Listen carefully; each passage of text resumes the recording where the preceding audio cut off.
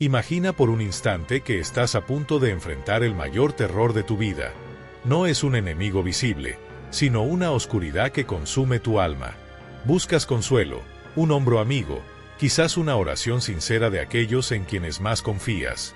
Ahora, imagina que, en ese momento de absoluta desesperación, simplemente fallan.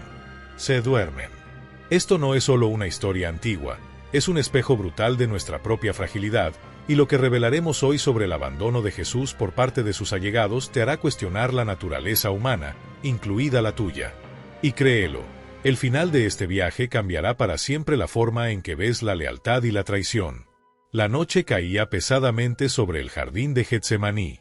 Jesús, el hombre que había curado ciegos y resucitado muertos, que había alimentado multitudes y caminado sobre las aguas, estaba allí, postrado, sudando sangre.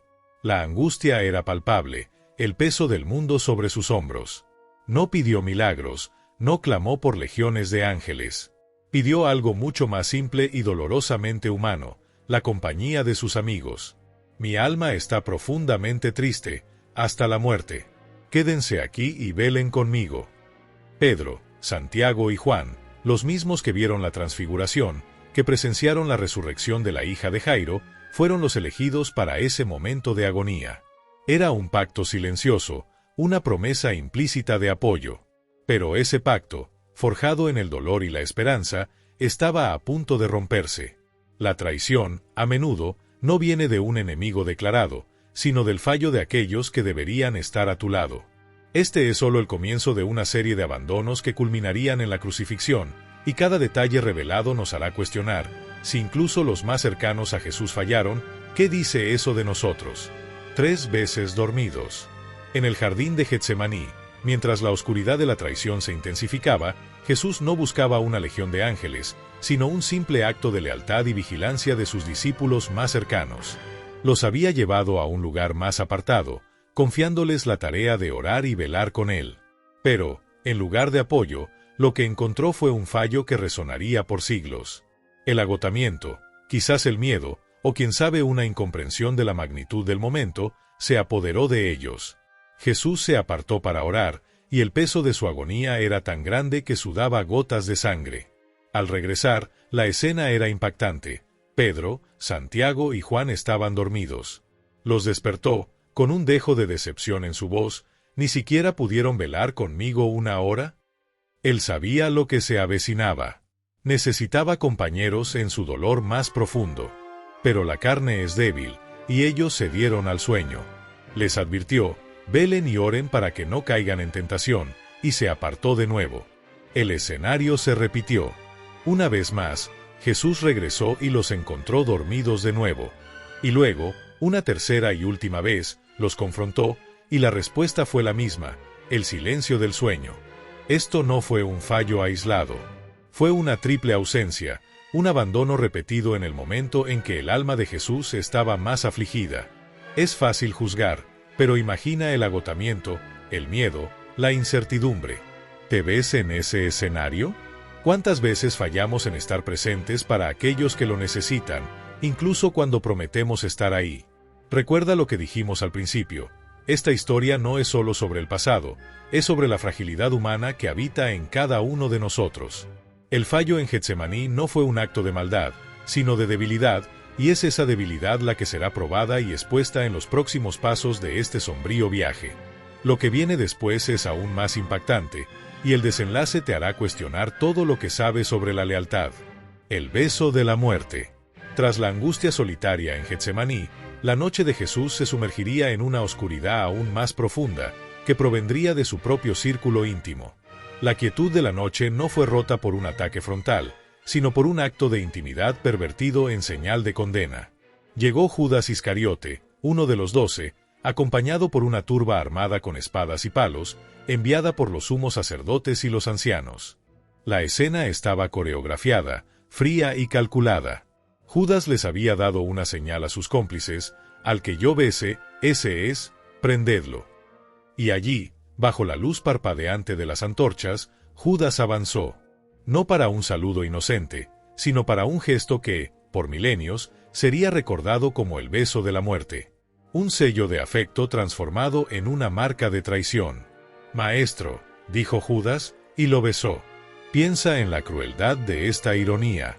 El acto más tierno entre amigos, un beso de saludo, se convirtió en la llave para el arresto, la tortura, la muerte. Jesús lo confrontó con una pregunta cargada de dolor. «Judas, con un beso entregas al Hijo del Hombre». No hubo resistencia por parte de Jesús, solo el reconocimiento silencioso de que la traición ya estaba sellada. Esto no fue un simple error o una debilidad momentánea, como el sueño de los otros discípulos. Fue un acto deliberado, planeado, que entregó al Maestro en manos de sus enemigos. Esta traición no fue solo contra un hombre, fue un golpe contra la lealtad, contra la confianza, un acto que resuena hasta hoy.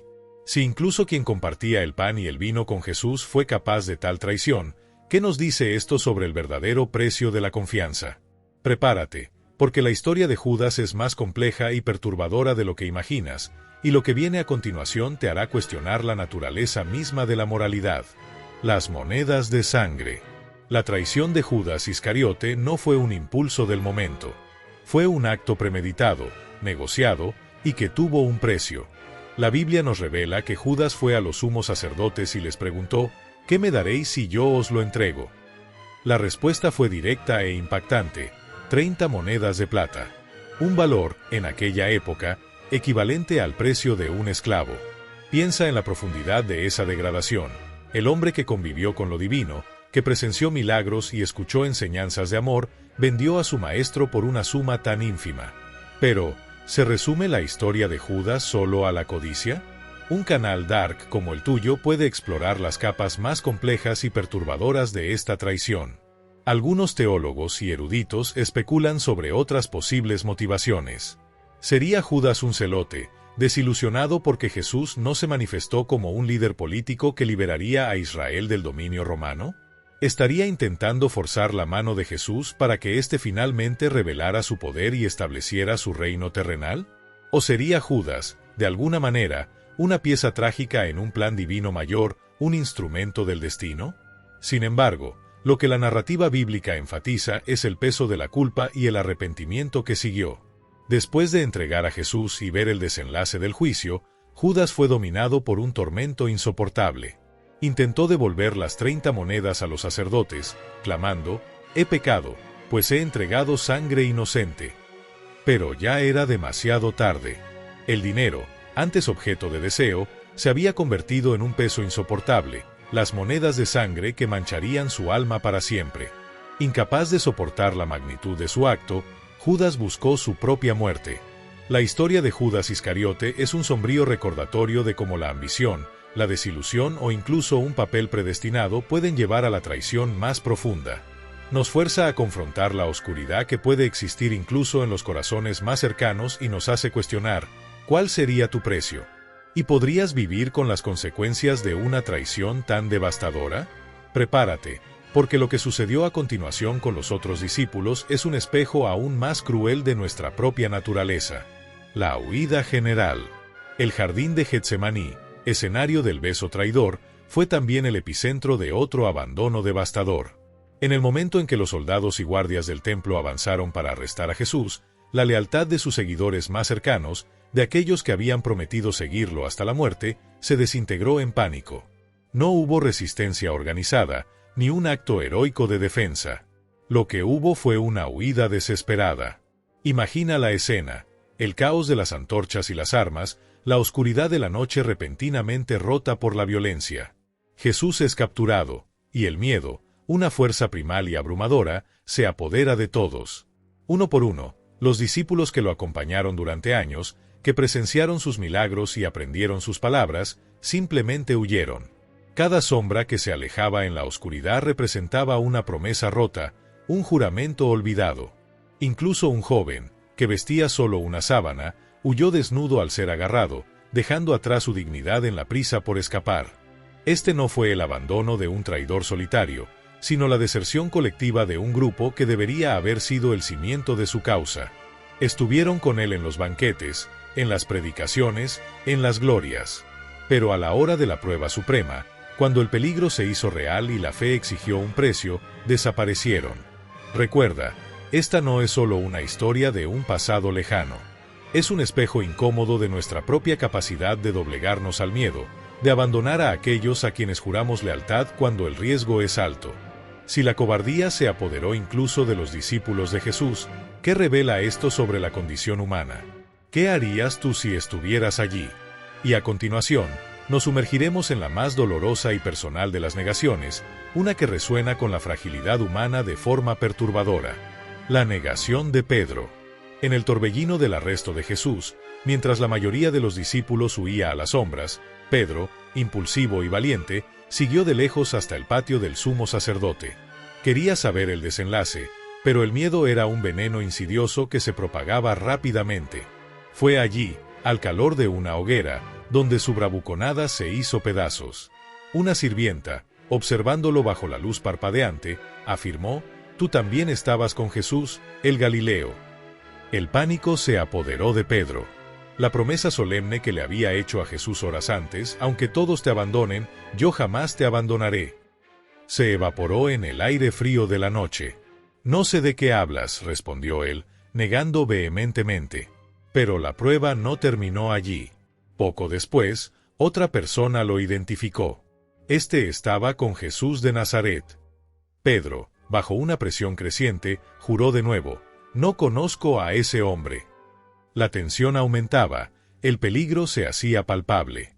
Y entonces, un grupo de personas, percibiendo su acento galileo, lo confrontó por tercera vez: «Ciertamente tú eres uno de ellos, porque tu forma de hablar te delata». En ese punto de desesperación y terror, Pedro fue más allá de la simple negación. Empezó a maldecir y a jurar: «No conozco a ese hombre». La traición se completaba no solo en palabras, sino en una vehemencia que buscaba cortar cualquier lazo con Jesús. Esta es la esencia de lo que estamos explorando, la extrema fragilidad de la lealtad humana ante el miedo y la presión. Si hasta Pedro, la roca sobre la cual Jesús dijo que edificaría su iglesia, se desmoronó tan espectacularmente, ¿qué revela esto sobre la verdadera fuerza de nuestra propia fe y convicción cuando nos enfrentamos al peligro? La negación de Pedro es un espejo brutal de nuestro potencial para la cobardía. Y lo que sucede a continuación es el golpe final en la conciencia de Pedro, un sonido que resonaría en su alma para siempre. El canto del gallo.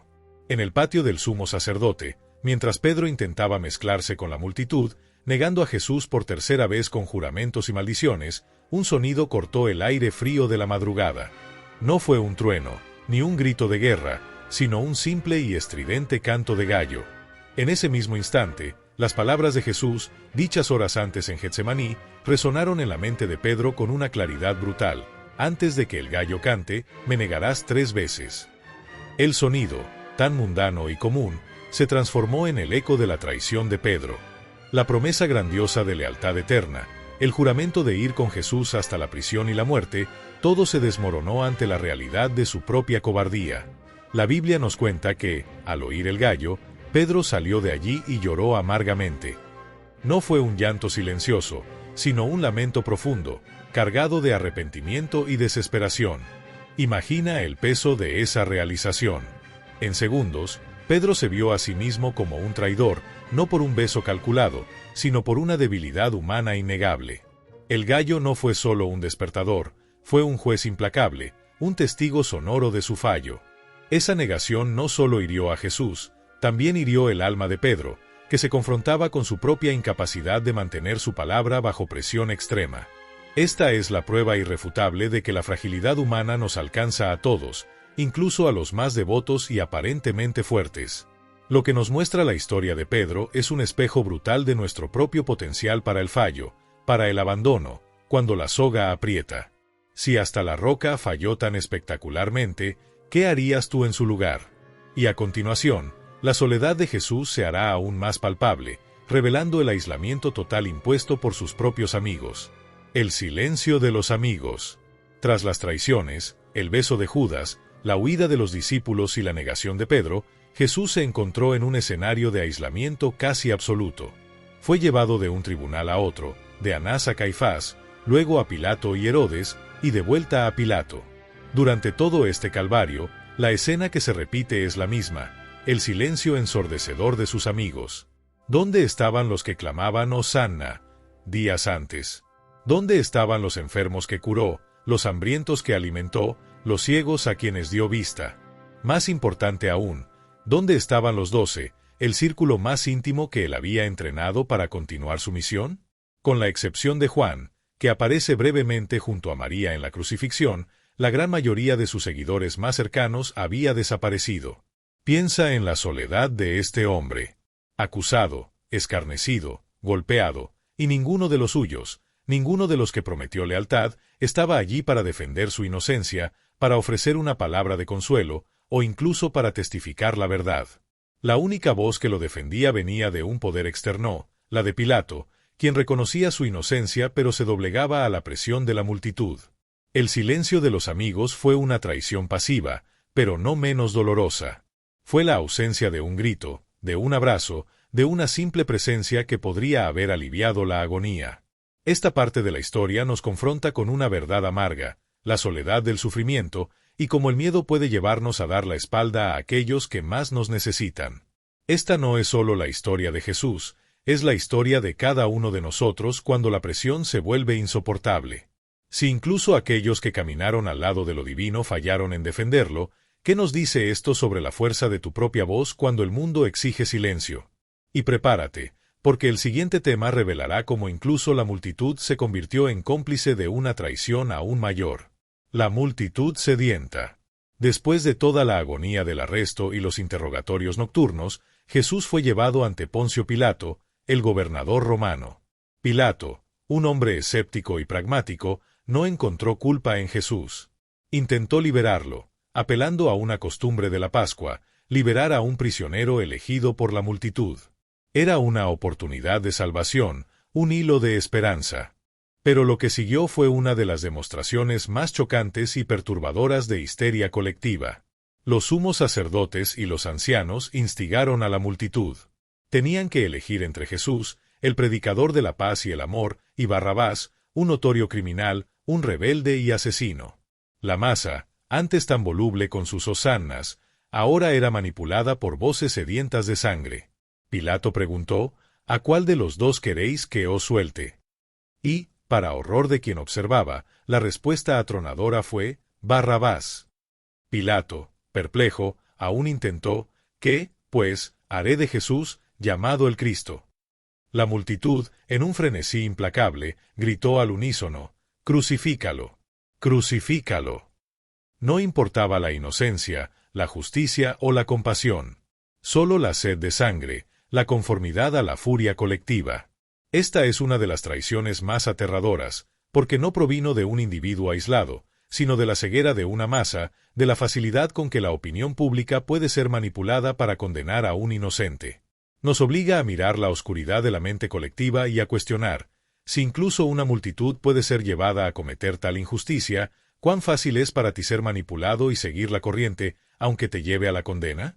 Y lo que sucede a continuación es la culminación de todo este abandono, la cima de la soledad de Jesús. La crueldad de la soledad. Después de ser negado por sus amigos, traicionado por un discípulo y condenado por una multitud manipulada, Jesús fue entregado para la crucifixión. Este es el momento en que la crueldad de la soledad alcanza su punto culminante. Ya no había voces en su defensa, ni amigos cercanos para una última mirada de apoyo.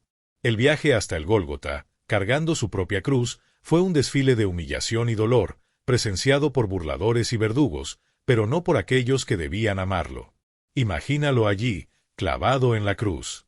Cada respiración, un tormento, cada movimiento, una agonía. Estaba expuesto, vulnerable y, sobre todo, solo. Los soldados romanos echaban suertes por sus vestiduras. Los líderes religiosos se burlaban de él. Los ladrones a su lado lo injuriaban. Aquellos que lo siguieron durante años, que prometieron fidelidad hasta la muerte, estaban distantes, escondidos o simplemente ausentes. ¿Dónde estaba el moriré por ti de Pedro? ¿Dónde estaban Santiago y Juan, que querían sentarse a su derecha y izquierda en el reino? La soledad de Jesús en la cruz no fue solo física, fue una soledad existencial, profunda. Estaba solo en el cumplimiento de su misión, solo en el dolor, solo en el sacrificio. El dolor del abandono se sumó al dolor físico de forma insoportable, transformando el acto final en un testimonio punzante del fallo humano en su forma más extrema. Esta escena es el punto más oscuro de nuestra exploración, revelando la verdad brutal sobre la naturaleza de la lealtad y lo fácil que es para la humanidad fallar en los momentos más cruciales. El aislamiento de Jesús es un espejo para nuestra propia capacidad de abandonar, de dar la espalda cuando el precio de la empatía y el coraje es demasiado alto. Si incluso lo divino soportó tal soledad, ¿qué revela esto sobre la condición humana? Y prepárate, porque el siguiente tema revelará el clamor más desesperado de Jesús, uno que cuestiona incluso el vínculo con el Padre.